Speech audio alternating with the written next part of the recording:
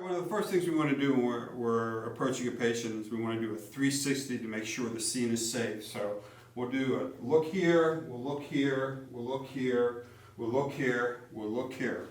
And we'll look over here. We're looking for hazards, we're looking for anybody that's suspicious. If you feel like somebody is suspicious and you're afraid to approach the patient, that's fine. Just call 911, tell them your location, and tell them that you're afraid to approach. This person needs some medical help. But we'll assume that the scene is safe, and I see somebody that's unconscious. What I'm going to do is I'm going to take my hand and I am going to hold the person's arm down, and I'm just going to tap them on the shoulder and go, hey, are you okay? The reason why we do this is because if the patient starts to tighten up or start to move, it's my cue to move back because I want to make sure that I'm safe. But since this patient is not moving, no response, we've called somebody to go call 911.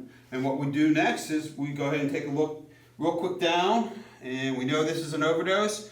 I don't see the chest going up and down at all, so they're not breathing. I know that this is an overdose, so I bring out my Narcan, and what I do is I put my hand on the other edge, my two fingers at the end of the nozzle.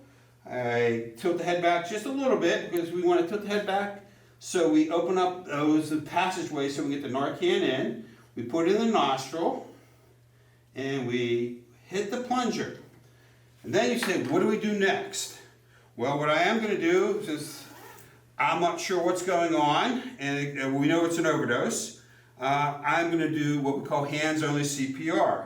And I'm going to go in the middle of his chest, put the heel of my hand in the middle of the chest, interlock my fingers, and I'm going to start compressions. I'm going to press about 1.5 to 2 inches on the adult, and I'm going to press hard and fast.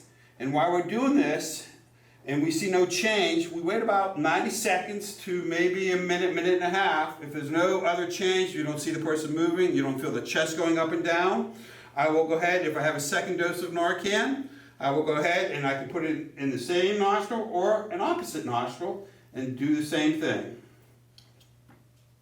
And then we wait for EMS to arrive, give them a report, and they will take over patient care.